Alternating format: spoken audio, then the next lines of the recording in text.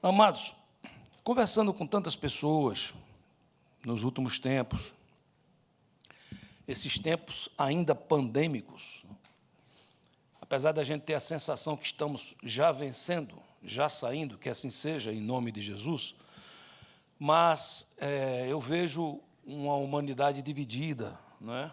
Eu vejo pessoas em pontos díspares e diferentes. Eu vejo alguém que parece que está tão animado e agora eu vou fazer coisas e estão comprando muitas coisas. Muita gente está comprando.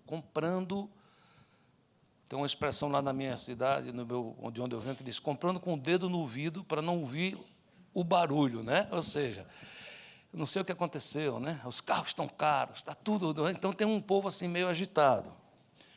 E do outro lado tem uma população desanimada, porque teve perdas. Perderam seus empregos, perderam suas empresas, tinham sonhos preparados, quando começou a pandemia, tiveram que deixar do lado. Então, trago esse tema, vencendo o desânimo, por causa desse momento local, desse momento específico, mas, mais do que isso, porque nós não precisamos de uma pandemia para ficar animado ou para ficar desanimado. Na vida, existe um universo enorme dentro de nós, na nossa alma. Existe um universo que muitas vezes acordamos o dia fazendo um sol maravilhoso, mas dentro de nós parece que tudo está cinza. E, às vezes, há dias que conseguimos ver o sol maravilhoso. Há dias que nascem nebulosos, com chuva, e, mesmo assim, sentimos um certo romantismo no ar. Gostamos da chuva.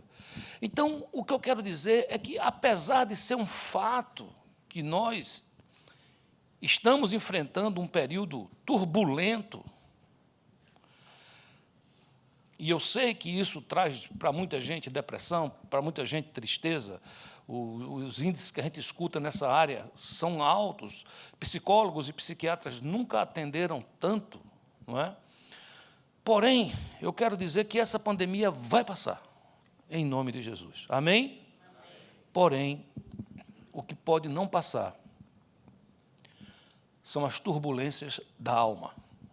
São essas que muitas vezes nos faz ver a vida com olhos bons ou com olhos maus.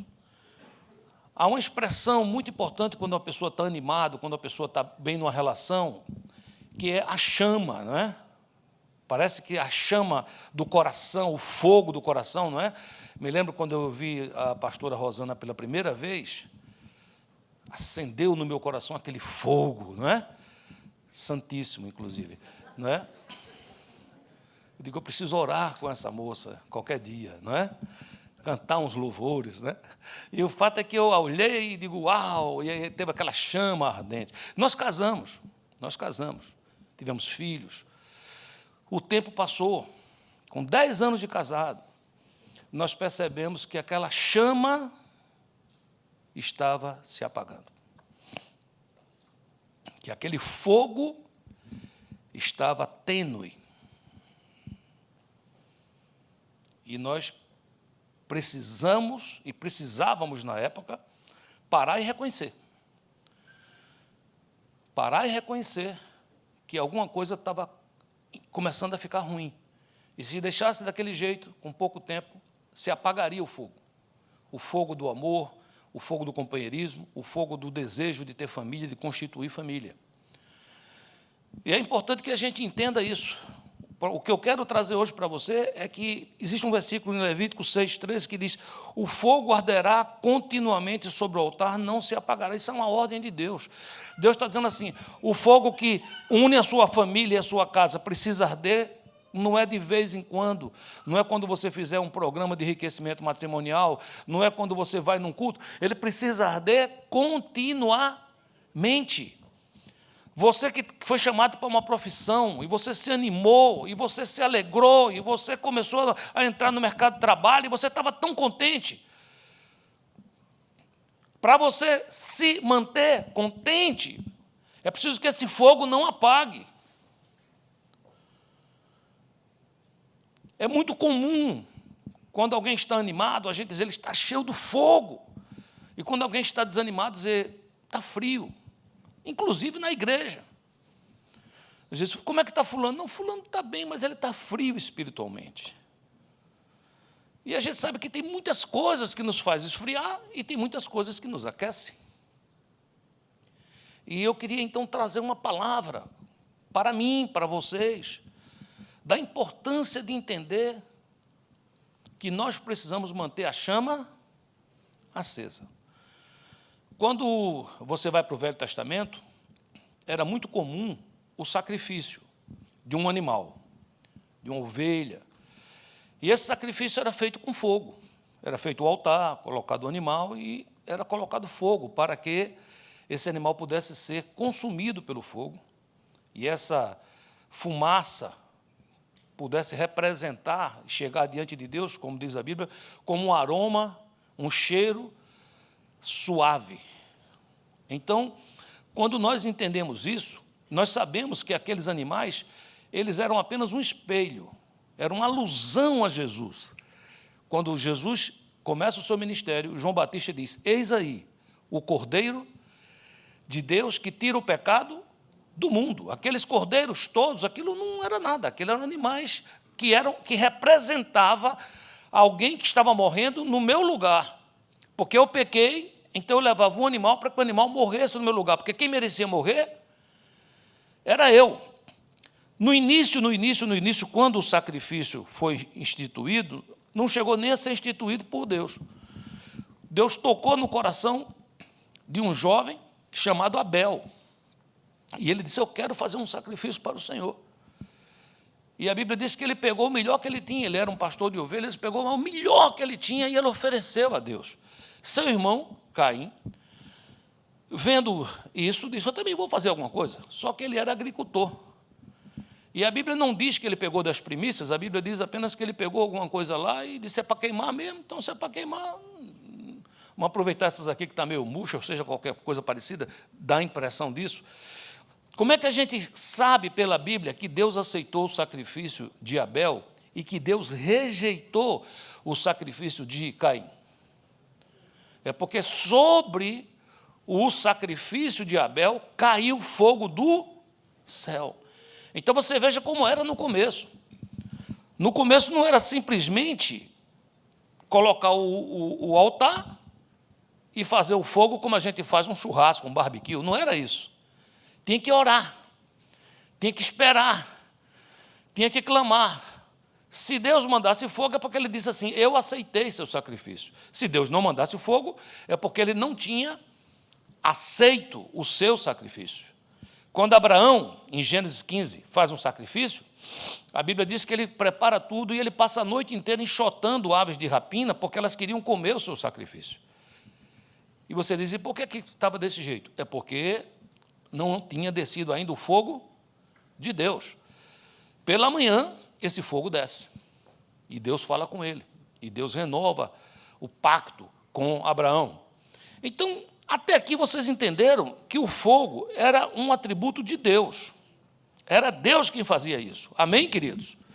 Mas há um momento que, se você entender o que eu quero falar, eu acho que você vai começar a entender o processo inteiro do que nós chamamos de fogo que traz ânimo. E a falta do fogo que traz desânimo. Há um momento que Deus diz, eu quero ser seu amigo, eu quero confiar em você. Então, esse ato que é um atributo meu de colocar fogo, eu vou dar nas suas mãos, eu vou confiar em você. Você não vai mais precisar fazer o sacrifício e ficar esperando. Não, você mesmo, eu estou dizendo que eu estou passando para a sua mão essa atribuição. Em Levítico 6,12 diz, o fogo, pois, sempre arderá sobre o altar, não se apagará, mas o sacerdote acenderá lenha nele cada manhã, e sobre ele porá em ordem o holocausto, e sobre ele queimará a gordura das ofertas pacíficas. Então Deus diz, eu estou confiando em você. Isso foi em Levíticos. O tempo passou. Quando o profeta Isaías começa seu livro, veja o que é que acontece. Isaías capítulo 1, versículo 11.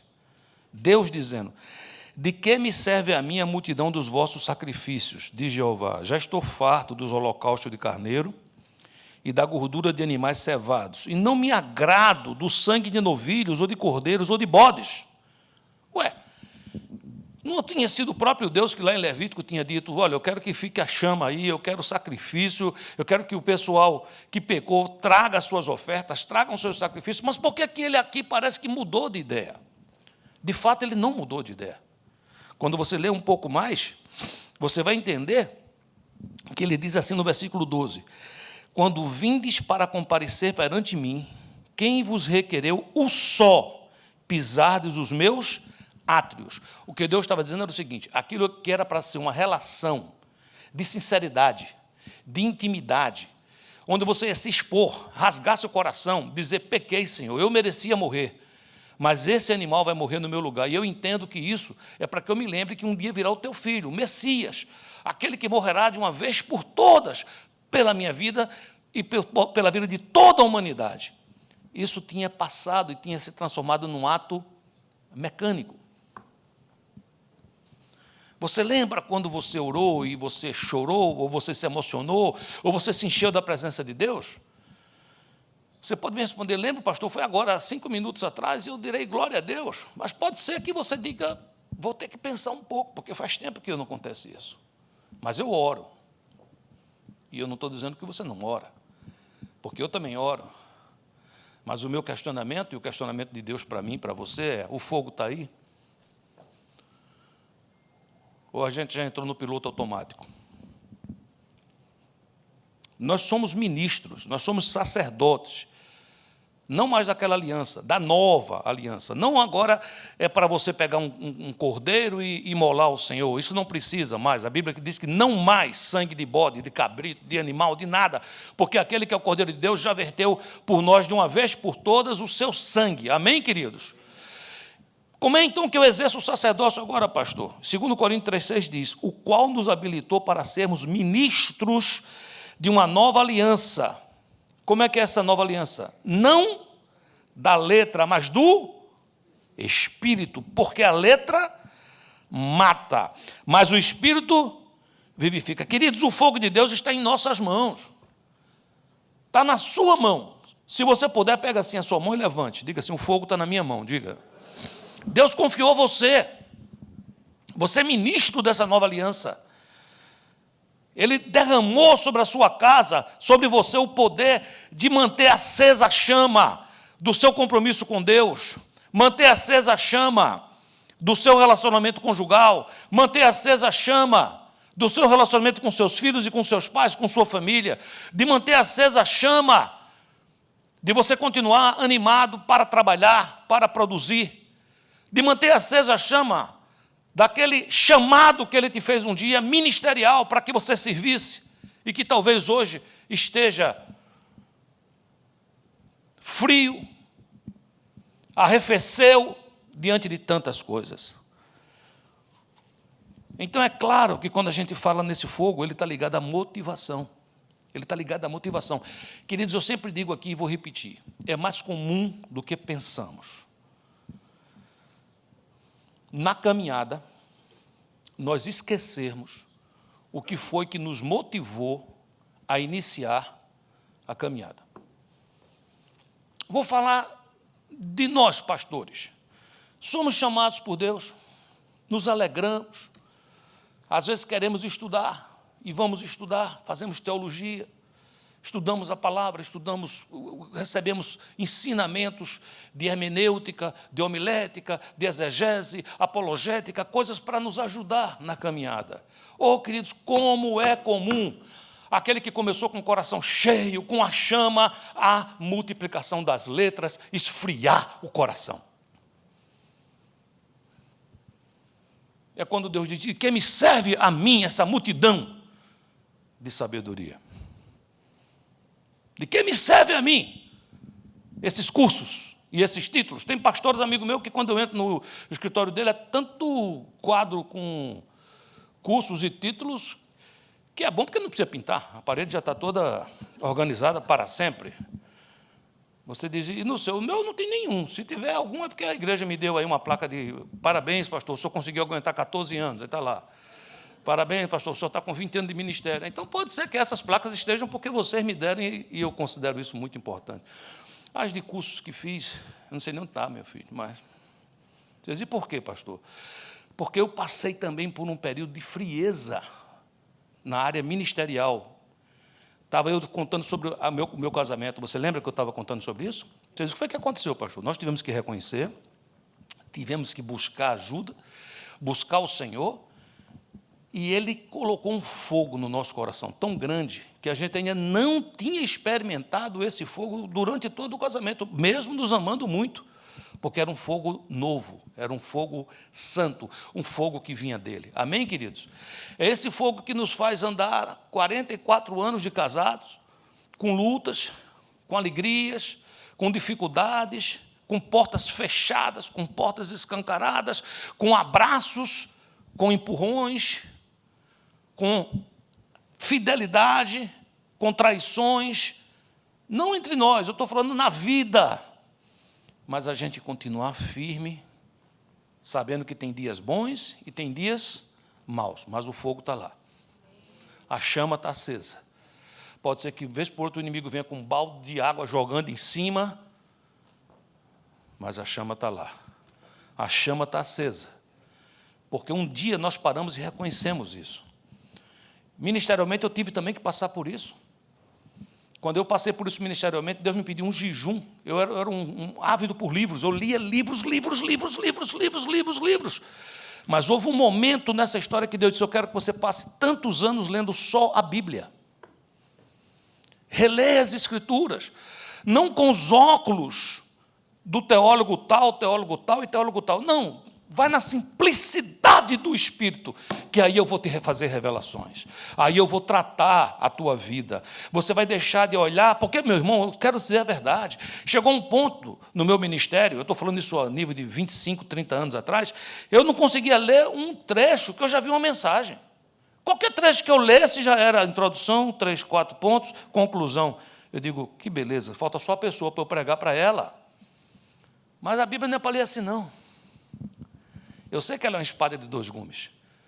Ela serve para o meu irmão. Mas ela, antes de servir para o meu irmão, precisa servir para mim. Quando é que o fogo apaga, pastor? Eu não sei definir esse ponto, mas eu posso lhe dizer várias coisas que contribuem para isso. As decepções, expectativas não atendidas, traições, o isolamento, se afastar do corpo, porque há uma frase comum que diz que a brasa fora da fogueira, ela se apaga. Então, nessa hora, queridos, começa a faltar a motivação divina. E muitas vezes, no desespero, a gente tenta alguma forma de trazer a chama de volta. Você diz, o que é que significa isso? Vou explicar para você entender. Esse povo que está aqui, ó, eles oram, clamam a Deus, e vem aqui, pega o violão e começa a cantar. Cheio do Espírito, flui. Compreende o que eu estou dizendo, sim ou não? Cheio do Espírito, quando começa a tocar, quando começa a cantar, a presença de Deus se estabelece. Você diz, mas tem público mais difícil, e tem público mais fácil. Tem público que você dá o primeiro acorde e o cara já grita, aleluia, glória a Deus, né?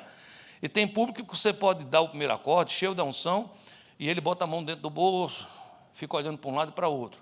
Mas eu não estou falando sobre reação de público, não. Estou falando sobre presença de Deus, é outra coisa. Então, o que é que acontece? Eu venho aqui, eu ministro, eu prego e tal, a unção do Espírito, Deus está aqui, você está me ouvindo, amém, queridos?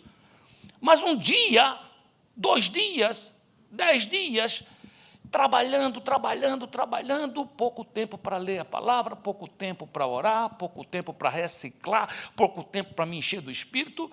Aí chega aqui, será que eu não sei pregar? Eu sei. Se você me pegar de surpresa de madrugada e dizer, pastor, eu levantei que tem uma multidão ali esperando para o senhor pregar, eu vou chegar lá e vou pregar. Porque tem um depósito, tem um conhecimento. Você entende o que eu estou falando? Sim ou não? Mas só isso não basta. Então, se eu chegar aqui sem o óleo, sem o azeite, numa expressão popular, batendo biela, ou seja, o motor está gli, não vai fluir. E você diz, e aí, pastor? Aí, às vezes, a gente quer fazer na força do braço, quer fazer no mecânico.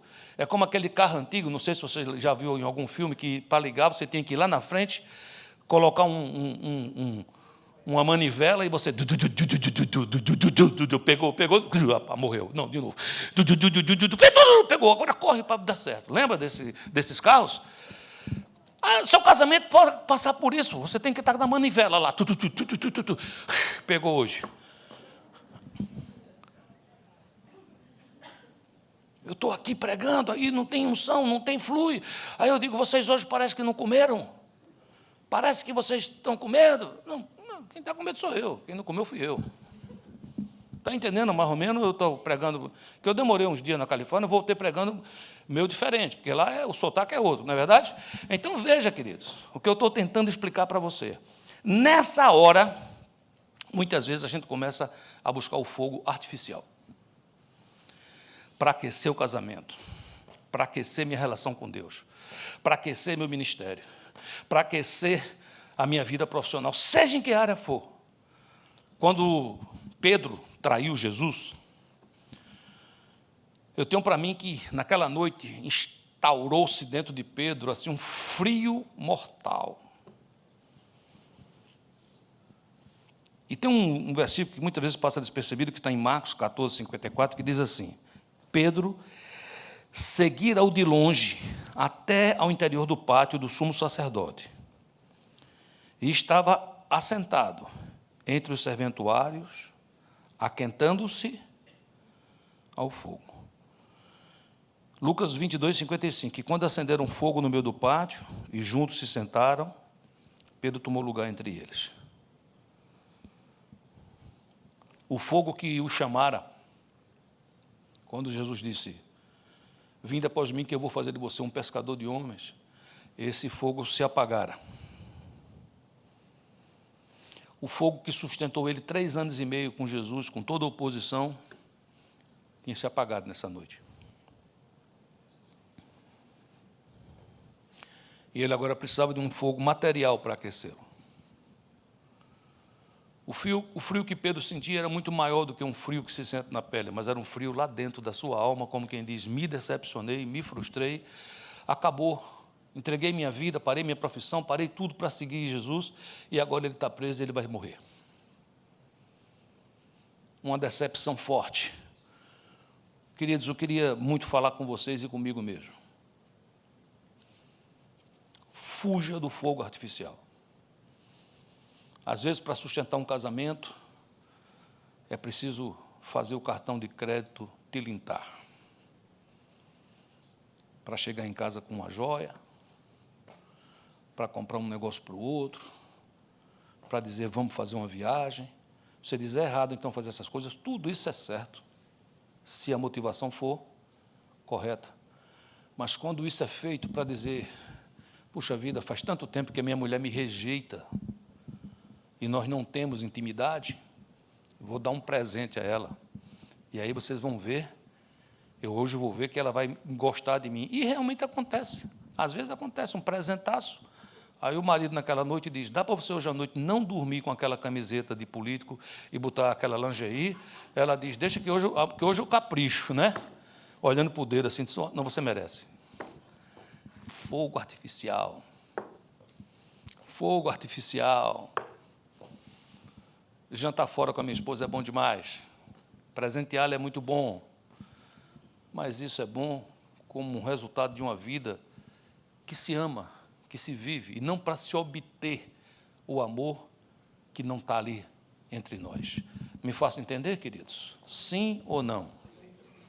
Quantas vezes um dono de uma empresa vê seus funcionários desanimados, então, bônus, vamos fazer bônus, para ver se a turma se anima. É bom, é interessante você remunerar o seu funcionário, você bonificá-lo, presenteá-lo, recompensá-lo pelas coisas que ele faz. Isso é correto.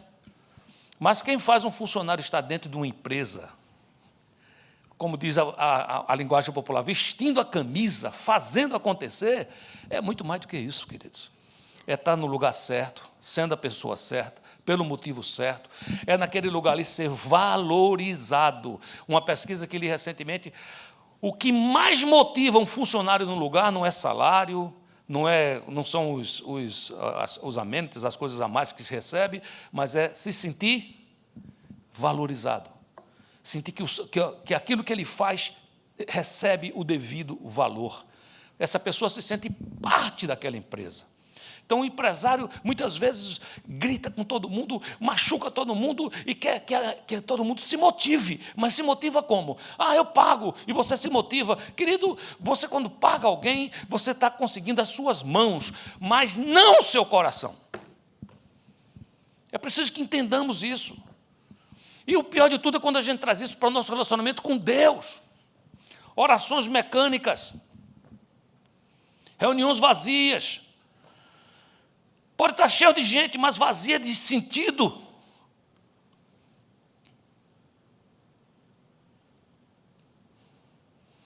É quando estamos escutando uma palavra, impacientes, loucos para dar uma olhadinha no celular.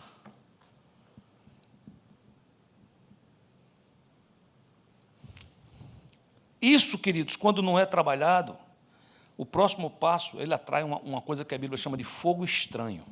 Fogo estranho. Você lembra que eu falei que Deus passou para a mão do sacerdote a capacidade de colocar o fogo? Lembra disso, sim ou não? Quando começa isso, os filhos de Arão, Nadab e Abiú, em Levíticos 10, foram fazer isso. Tomaram cada um o seu incensário e puseram neles fogo, e sobre este incenso, e trouxeram fogo estranho perante a face do Senhor, o que lhes não ordenara.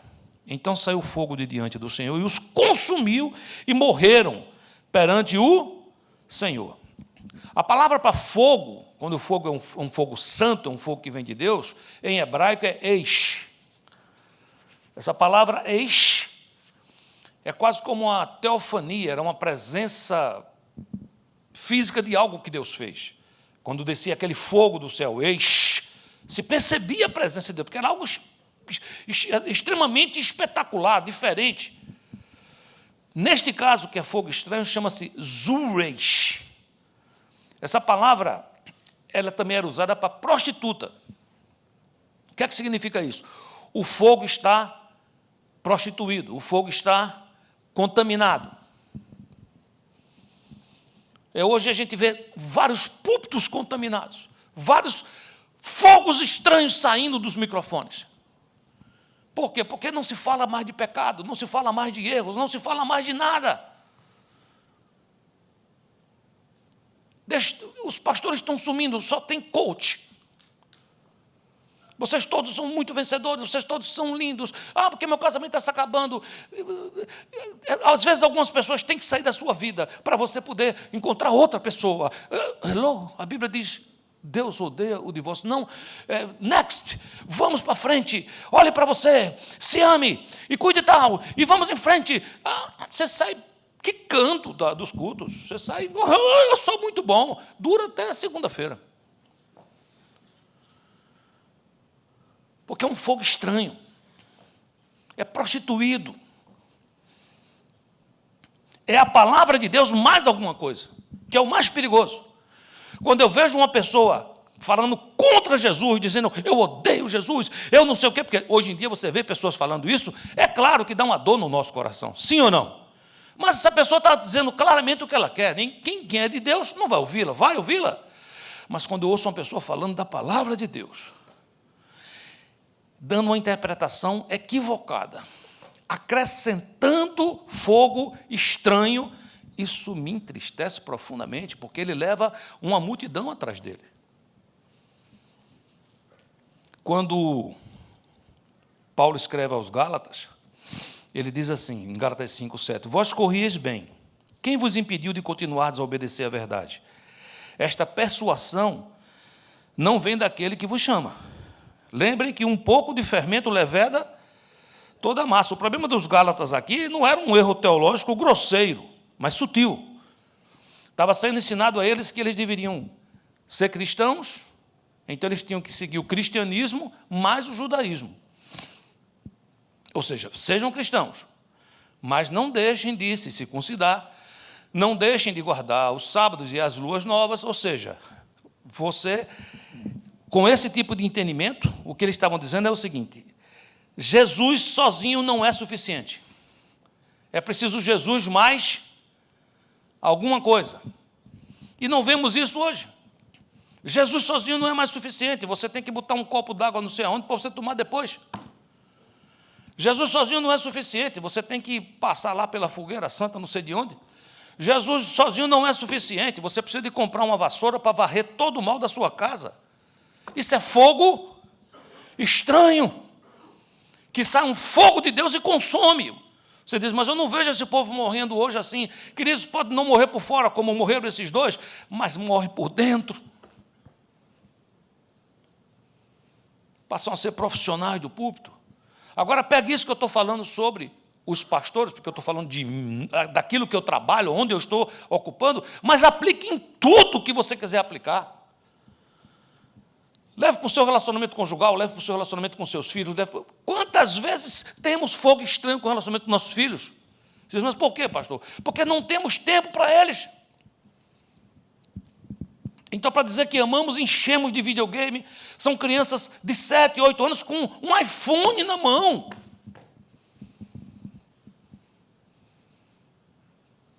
Com a internet que conecta eles a todo tipo de coisa.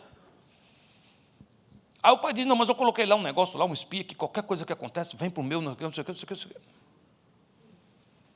Seu filho não precisa de um aplicativo espião que lhe comunique algo. O seu filho precisa que você entre na vida dele, que você o abrace, que você caminhe com ele, que você gaste tempo com ele, que você o ame, que você seja o homem da vida dele, para que ele possa ter em você uma referência de homem de Deus. Quando o telefone chegar na mão dele, ele vai saber o que fazer, porque ele já será um menino de Deus, ou um adolescente de Deus, ou um jovem de Deus. E ele vai ter capacidade de chegar para você e dizer, pai, passei por uma provação, passei por uma tentação, queria que o Senhor me ajudasse. Porque tem essa abertura. Me faça entender? Sim ou não? Efésios 4,15 diz, mas seguindo a verdade em amor, cresçamos em tudo naquele que é a cabeça, Cristo. Colossenses 2,17 diz, porque tudo isso tem sido sombra das coisas que haviam de vir, porém o corpo é de Cristo. Colossenses 3,11 diz, no qual não pode haver grego, nem judeu, circuncisão, nem circuncisão, bárbaro, cita, escravo, livre, porém Cristo é tudo em todos. Romanos 11,36, porque dele, e por ele, e por meio dele, e para ele, são todas as coisas. A ele, pois, a glória eternamente. Amém. Cristo é suficiente. Jesus é suficiente. Nós não precisamos de Jesus mais alguma coisa. Você não precisa de Jesus mais guardar lei. Você não precisa de Jesus mais, eu tenho que fazer tais coisas, porque se não fizer, vai dar errado. Jesus é suficiente. Diga isso para você mesmo, diga, Jesus é suficiente. Quando eu passo por fogo artificial, e eu me deixo contaminar, e eu passo pelo fogo estranho, e eu deixo ele entrar, é muito comum ter um sinal externo. Você diz, qual é o sinal externo, pastor? Chama-se o fogo da língua. Eu começo a falar neciamente. Eu começo a falar bobagens. Eu começo a falar palavras impróprias. Eu começo a falar mal do meu irmão. Eu começo a falar mal de outros. Eu começo a usar a minha língua não para edificar, mas para destruir. Tiago 3 diz, versículo 5, assim também a língua, pequeno órgão, se gaba de grandes coisas, vede como uma fagulha põe em brasas tão grande selva. Ora, a língua é fogo, é mundo de iniquidade. A língua está situada entre os membros do nosso corpo e contamina o corpo inteiro, e não só põe em chamas toda a carreira da existência humana, como também é posta ela mesma em chamas pelo inferno. A palavra em hebraico aqui para esse fogo, esse tipo de fogo, não é este aqui, porque este, inclusive, é em hebraico. A palavra aqui é inon. E o que é que significa inon? Isso era um local que eles colocavam lixo, e tocavam fogo. Então ficava aquele cheiro de enxofre sempre. Eu estive agora na Califórnia, visitando um vulcão chamado Lasser, que é um vulcão adormecido. Ele não está extinto, mas também não está em erupção, está lá adormecido. E nessa caminhada, tem uns locais que tem os enxofres. Você diz, o que é que significa isso? Você vai chegando perto e fica saindo das pedras, aquela fumaça. É um cheiro, eu não sei dizer a você o que significa aquele cheiro. A coisa mais próxima assim, que eu pude pensar, sendo que lá é muito pior, é ovo podre. Não sei se você já viu o cheiro de ovo podre. Esse Vale do Inon, que é chamado aqui, esse fogo que ele está dizendo, era algo que ele estava dizendo, esse fogo põe em chama toda a carreira da existência humana. O que é que significa que põe em risco toda a existência da carreira humana? Você tem que entender que a sua vida é uma nova vida em Cristo. Quando eu entro nisso, que eu começo a permitir que a minha língua vire esse fogo estranho, que destrói, é como se eu trouxesse de volta a minha velha natureza. É como se eu anulasse 2 Coríntios 5,17, que diz, se alguém está em Cristo, é nova criatura. As coisas velhas já passaram. E eis que tudo se fez novo. Provérbios 18, 21 diz, a morte e a vida estão no poder da língua. O que bem a utiliza, come do seu fruto. Falado desse fogo que a gente não interessa, eu queria então agora falar para você o seguinte, como é que a gente faz para acender o fogo verdadeiro, o esse fogo que vem de Deus? Salmo 104, 4, diz que isso é Ele que faz. Fazes a teus anjos os ventos e a teus ministros labaredas de fogo.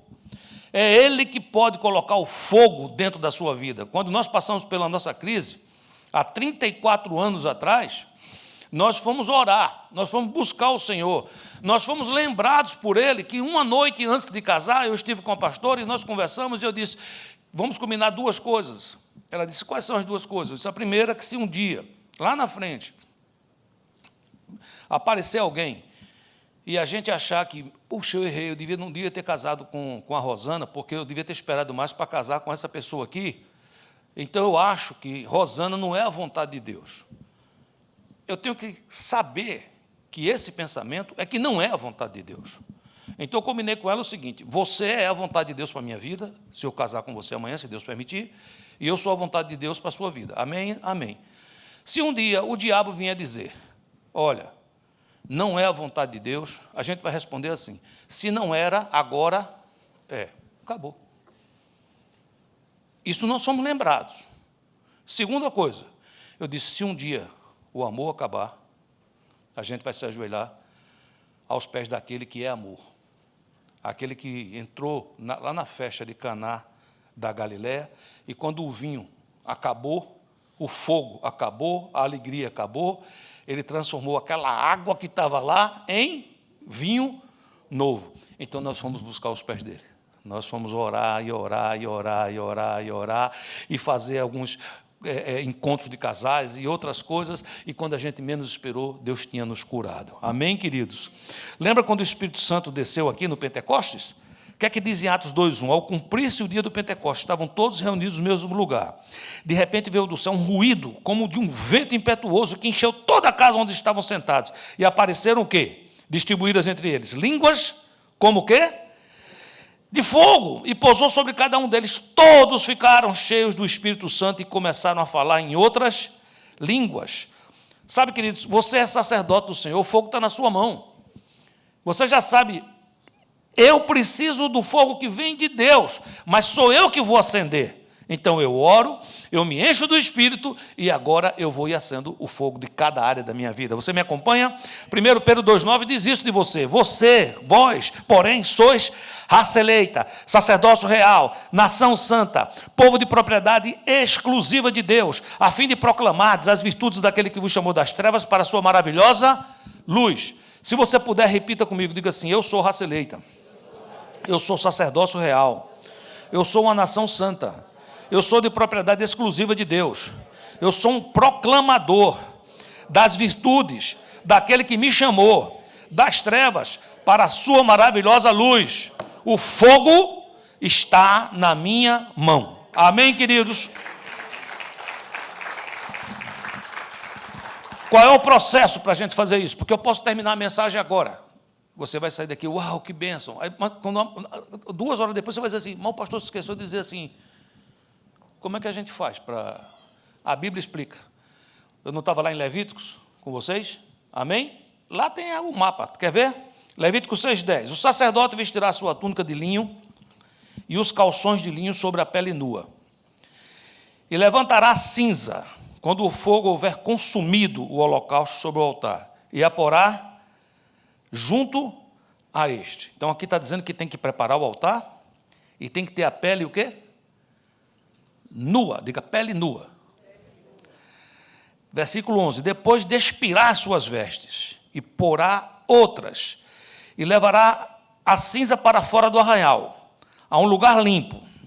Então, ele tinha que trocar de vestes. Diga, trocar de vestes. Depois é assim, o fogo, pois, sempre arderá sobre o altar, não se apagará, mas o sacerdote acenderá lenha nele cada manhã, e sobre ele porá em ordem o holocausto, e sobre ele queimará a gordura das ofertas pacíficas. Ou seja, tinha trabalho para fazer aí. Compreende ou não? Ele tinha que colocar lenha a cada manhã, ele tinha que pôr em ordem o holocausto, ele tinha que queimar, depois ele tinha que pegar a gordura das ofertas pacíficas, e ele tinha que levar a cinza para um lado e outra coisa para outro. Diga assim, tem que transpirar, diga. Versículo 13, o fogo arderá continuamente sobre o altar, não se apagará. Ou seja, o combustível tem que estar disponível. Diga assim, o combustível tem que estar disponível. Então, vamos entender isso de maneira prática. Número 1, o sacerdote, quando alguém vinha ao meu encontro e trazia um animal para que eu fizesse o sacrifício, eu não podia estar de cara feia. Eu não podia estar ali dizendo assim, meu Deus, mais um trabalho. Meu Senhor, mais um dia. Não, eu tinha que chegar naquele lugar entendendo o seguinte, olhar para aquela pessoa, fazer o sacrifício, voltar sobre ela e dizer assim, Deus acaba de perdoar o teu pecado. O que é que eu estava dizendo àquela pessoa? Uma nova oportunidade se abre para você. Então, a primeira coisa que você, como sacerdote, tem que declarar cada manhã é o seguinte, esse é o dia que o Senhor fez. Uma nova oportunidade se abre, eu vou me alegrar e eu vou me regozijar nele. Não, mas está chovendo. Esse é o dia que o Senhor fez. Está com muito sol. Esse é o dia que o Senhor fez. Está um calor. Esse é o dia que o Senhor fez. Está nevando. Esse é o dia que o Senhor fez. Me ligaram dizendo que está um problema. Esse é o dia que o Senhor fez. Uma nova oportunidade se abre. Lamentações 13:21 diz, quero trazer à memória o que me pode dar esperança. O sacerdote era aquele que anunciava que havia esperança. Deus te perdoou. Uma nova chance sobre você. O sangue do Cordeiro te purificou, te perdoou e te purificou de todo o teu pecado e de toda a tua injustiça. Amém, queridos? Então, você, como sacerdote, vai ser atacado. Você vai ser super atacado. O fogo está na tua mão. Você diz, eu não preciso fazer nada. Precisa. Você tem que levar o fogo. Você tem que colocar o fogo. E o fogo começa você dizendo o seguinte, o que eu vou fazer agora aqui, que é confissão de pecado, que é me derramar na presença de Deus, que é receber dele o seu perdão, significa uma nova chance. Significa um novo mover, significa um novo momento, significa que ainda não acabou. Amém, queridos? Ponto 2. Você, como sacerdote, você precisa desnudar-se. O que é que significa se desnudar, pastor? Isso não tem nada a ver com sua roupa física. Eu li para você lá que tinha que ser com a pele nua. Pele nua, limpinha. Como é que eu me desnudo? Efésios 4:22. No sentido de que, quanto ao trato passado, vos despojeis do velho homem que se corrompe segundo as concupiscências do engano. Então, nesse processo de atear fogo, primeiro eu sei que vai ser bênção, primeiro eu sei que Deus vai fazer coisa nova, amém, queridos? Mas agora eu preciso, na presença dEle, de tirar essa roupa velha até que fique com a minha pele nua. E por que eu devo fazer isso? Porque você vai receber vestes novas e limpas. Efésios 4:24. E vos revistais do novo homem, que é criado segundo quem? Deus. E como é que ele é criado? Em justiça e retidão procedência da verdade. Acabou a mentira. Acabou a mentirada que Satanás estava dizendo no seu ouvido, acabou alguma que você mesmo caiu e criou, acabou. Eu desnudei, eu falei a verdade, e eu agora recebo vestes novas. E você diz, entendi, pastor, e tem mais algum elemento? Você precisa ser avisado de uma coisa. O que é? Você vai ter que transpirar. O que é transpirar? Suar. E o que é suar? Tem coisas que você precisa fazer na sua vida de sacerdote. Entendi, eu ligo a internet e fico escutando outra pessoa pregar. Isso é uma coisa que você pode fazer, vez por outra, com muito cuidado. Mas transpirar é diferente. Mas o sacerdote acenderá a lenha nele cada manhã. E sobre ele porá em ordem o holocausto. Então, vem aqui comigo, para a gente estar quase terminando. Eu preciso consertar meu altar. Eu tenho que pôr em ordem o altar. Você tem um altar? Por favor, não chegue em casa hoje e construa um altar físico lá e foi o pastor que mandou fazer. Eu não estou dizendo nada disso, não. Você tem um altar? Você diz, como é que é o altar? Um tempo com Deus todo dia? Mas qual é a hora desse tempo? Eu não sei. Tem alguns que, pela madrugada, se acordam, demoram um tempo para dormir de novo. Talvez aí seja o melhor horário para você colocar o teu altar, porque é a hora que você vai ser atacado, é a hora que muitas vezes você vai pensar um monte de coisa. Tem outros que podem fazer isso logo no início da manhã, porque dorme a noite toda, glória a Deus. Mas é preciso pôr em ordem o altar. Como é que eu ponho em ordem o altar? Tira a cinza, tira a sujeira, tira as mentiras, tira as inverdades. Mas, sabe, pastor, isso vai dar um trabalho? Dá mesmo. É preciso orar diariamente. Entendi, quando eu estiver com vontade. Não, é com vontade e sem vontade. Oração é o tipo da coisa que, se eu oro com vontade, fico com mais vontade. E se eu oro sem vontade, a vontade pega você pelo meio do caminho. Amém? Tem muita coisa na Bíblia, muita coisa que você tem que ser primeiro para fazer depois. Muitas. Você não pode fazer um discípulo se você não é discípulo. Amém? Mas tem algumas coisas, e a oração é uma delas, que você tem que primeiro fazer para depois ser. Eu quero ser um homem de oração. Então, ore. Não, quando eu for alguém que realmente ore naturalmente, aí eu vou orar. Quando eu for um homem de oração, eu vou orar. Não é assim. Você começa a orar, você começa a orar, e você começa a orar, e quando você menos esperar, você é uma pessoa de oração.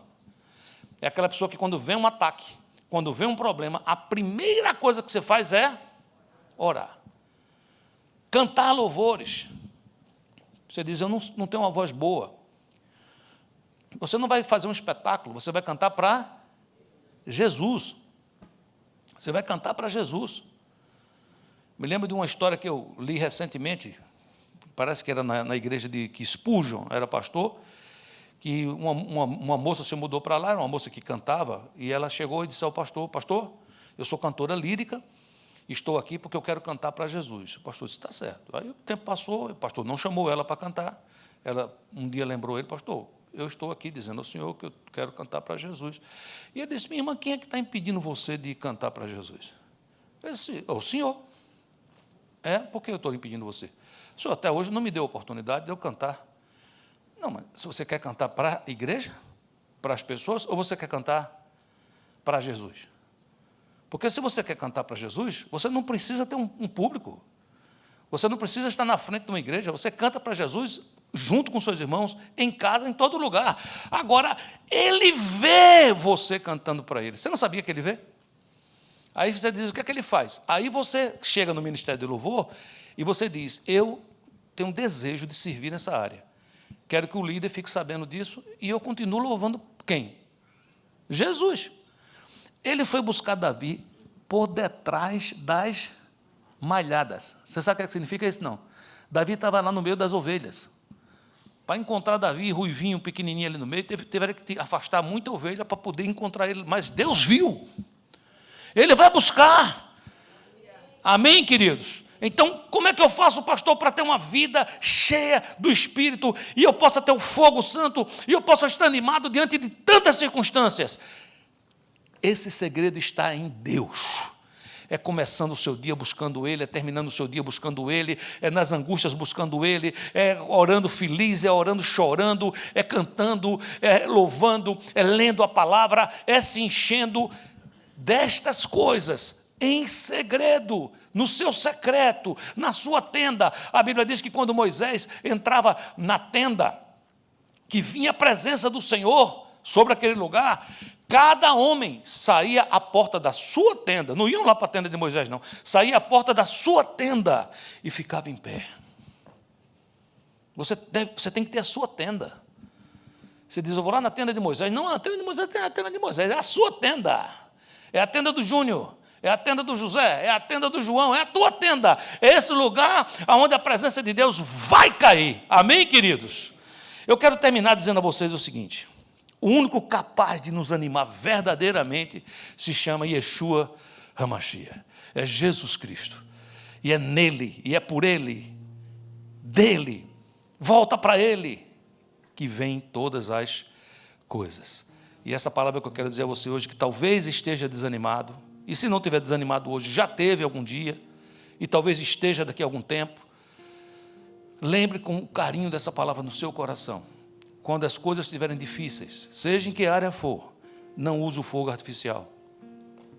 Não deixe que o fogo estranho entre nessa história. Cuidado com o fogo da língua, que consome relacionamentos, consome vidas. Quantas impropérios não são ditos para filhos, para esposa em momentos de angústia. Que o Senhor nos perdoe de tudo isso, em nome de Jesus de Nazaré. Posso orar por você? Fique de pé, por favor.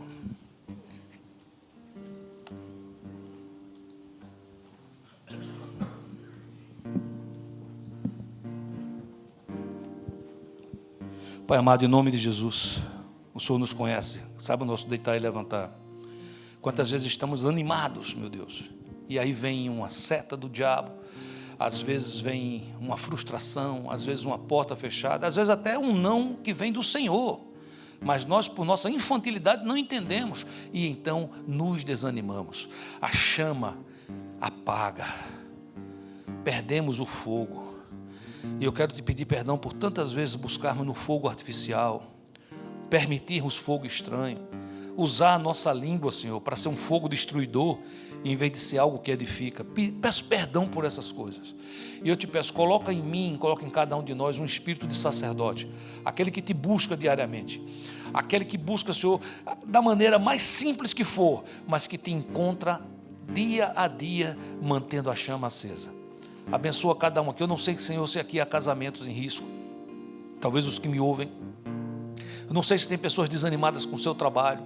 Eu não sei se tem pessoas desanimadas de vir e frequentar um culto. Eu não sei, Senhor, se tem pessoas desanimadas na fé. Mas o Senhor sabe. E eu peço que o Senhor venha agora, doce Espírito Santo. Venha como fogo, Senhor, sobre nós. Aquece os nossos corações. Pedimos assim, recebemos assim, no teu nome santo, Jesus. Amém e amém e amém. Deus os abençoe.